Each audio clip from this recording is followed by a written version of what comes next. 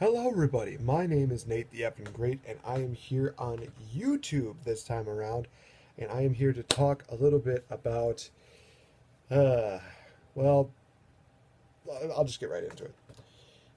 Last night, I got the chance while I was working to listen to my fellow co hosts, Max and Spencer, on the Squared Circle podcast, now Squared Circle Productions. Woohoo! Rock on.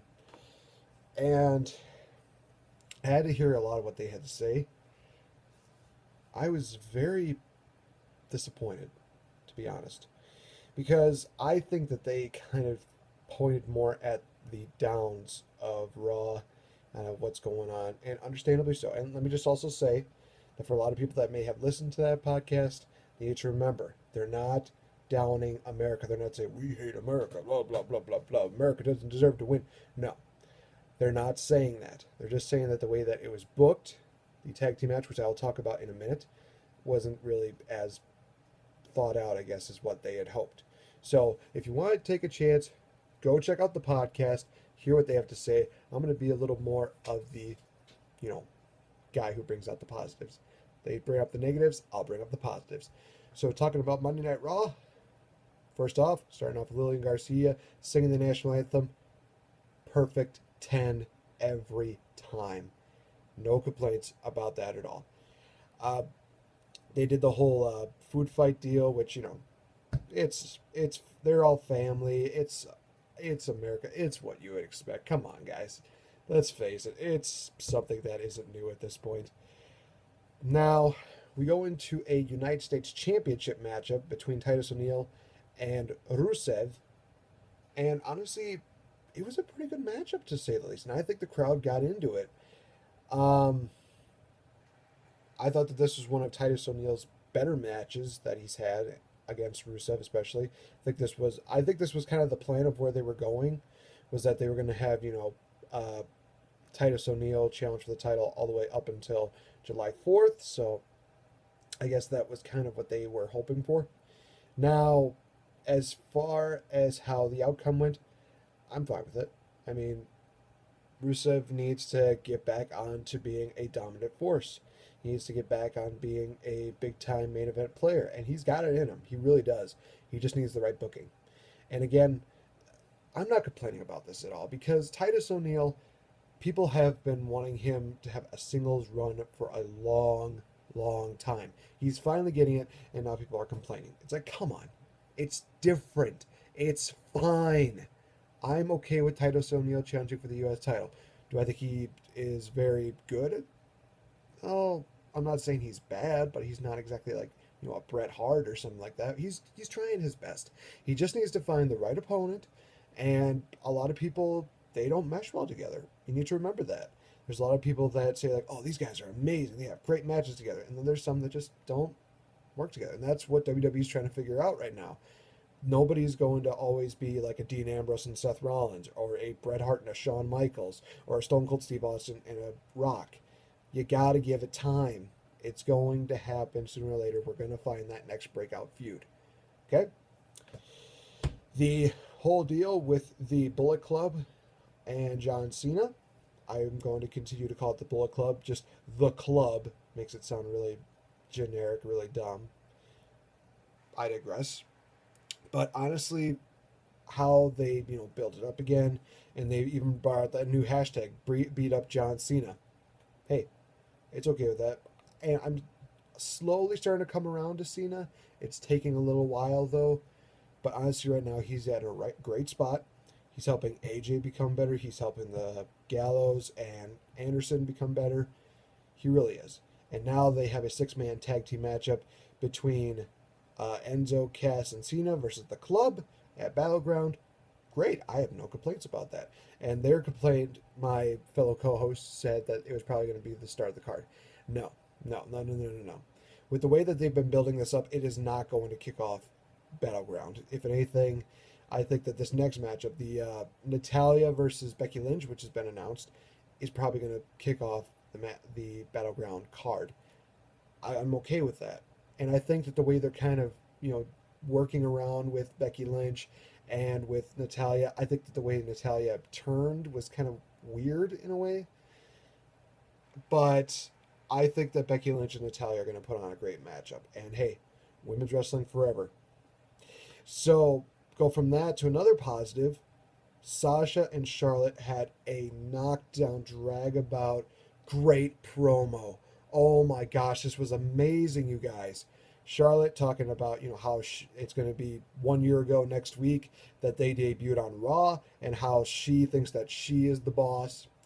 And Sasha says, "You don't have the boss name handed over to you like you have with your legacy. You don't have the boss name, just given to you because you showed up. You don't have the boss name given to you just because you claim that you're the boss. You earn that. You go in there, you take on every challenger, and you claim that as your own." Awesome, awesome, awesome promo by Sasha Banks. Honestly, I want Sasha and Charlotte to happen now. I don't care if it happens at SummerSlam. I want it to happen now. And even if they did it 10 times, it would always be something different. I want to see this really bad now. Um, the whole things with the Wyatts and the New Day, again, excellent stuff. Because you have polar opposites going against each other. You have the positives, the all bright and cheery, happy people. Hi, everybody. Almost like I don't know if I want to say Teletubby happy, but I think that's the best way to describe it. And then you have almost like South Park happy within the Wyatt family, because they're all serious and they're all like, okay, I know South Park is not the best, you know, thing to put there, but bear with me. They have this more serious, like kind of the darker, edgier deal. Maybe Robot Chicken. I don't know. I lost my train of thought when it came to that. But you have to remember that this is something that a lot of people were not expecting was going to be that good. And the way that they built this up, the Wyatt family says, "Hey, come to our compound, and we want to, we want. I think they want to fight. I think that's what's going on." And New Day says, "Hey, we're ready to go. Let's do it. That we're going to be happy rainbow, everything like that." But Xavier Woods, great promo by him. He said, all this was all fun and games until now. The Wyatt family is a devastating force, and we need to take them seriously. It was all fun and games, but now these guys are a threat, and we can't take them lightly at all. Awesome. Loved it. Monday Night Raw's main event had the 16-man elimination tag, Team America versus Team Multinational, International. I want to say International, even though that's kind of a TNA reference, which I'll talk about in just a minute.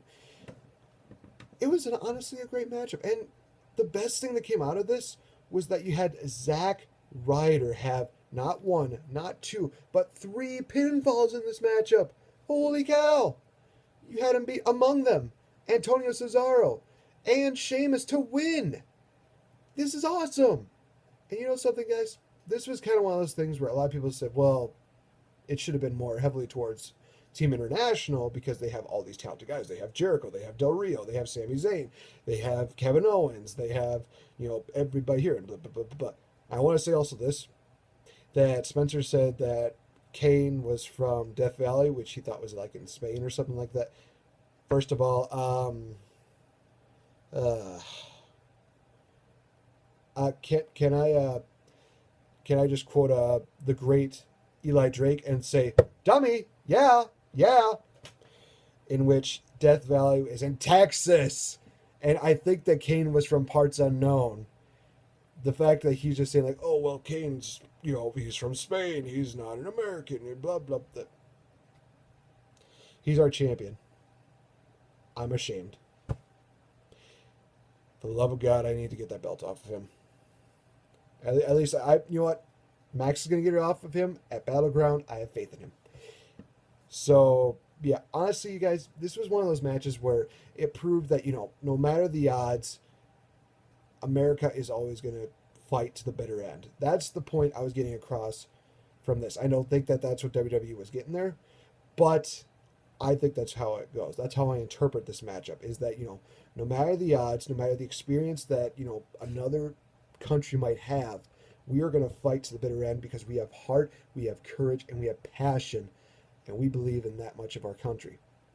That's just the way I see it. And it was honestly a great matchup. Okay, I'll say it was a good matchup. I don't say I'm not saying it's like a Dave Meltzer 5-star matchup. No, no, no, no, no, no. It was a good matchup. So I was fine with that. Now going on to Impact because we had the final deletion with Todd. What is it? What was it? Sweeney Todd. There we go. I was gonna say Todd Sweeney or something like that. But with Sweeney Todd against Brother Nero, where the winner owns the full rights to the Hardy name. Wow. I just watched this matchup. Honestly, guys, it is worth it.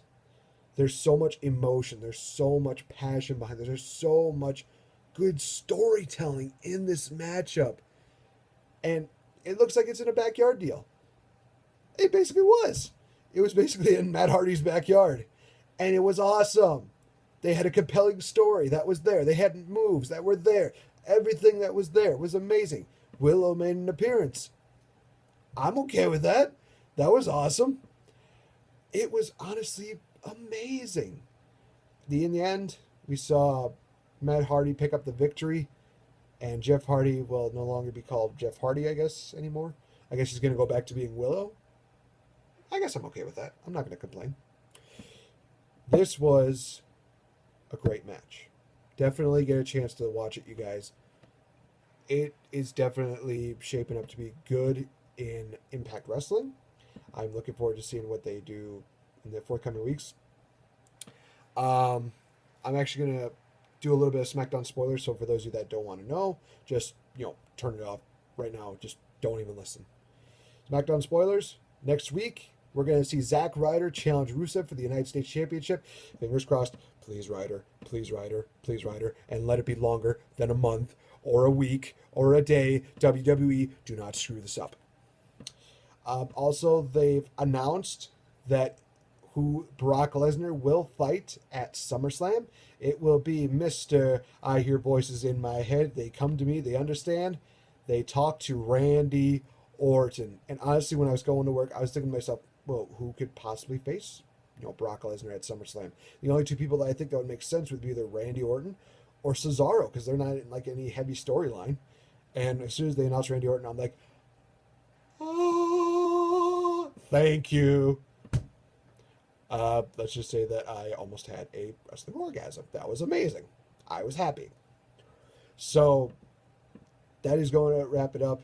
So before I leave, I want to give my thoughts on Mr. Spencer being the champ. Let's just say, Spencer, I don't see you being champion for that much longer, and not going to break a record. I will say that right now. Guys, I am Nate the Effing Great. And also, be sure to check out Twitter, because on July 15th, I will announce who our first guest will be on the road to SummerSlam here for Squared Circle Production. Guys, thank you so much, and I will see you soon, because we are going to be recording Squared Circle Versus in just a couple days. Check it out, you guys. It's going to be awesome. Bye-bye.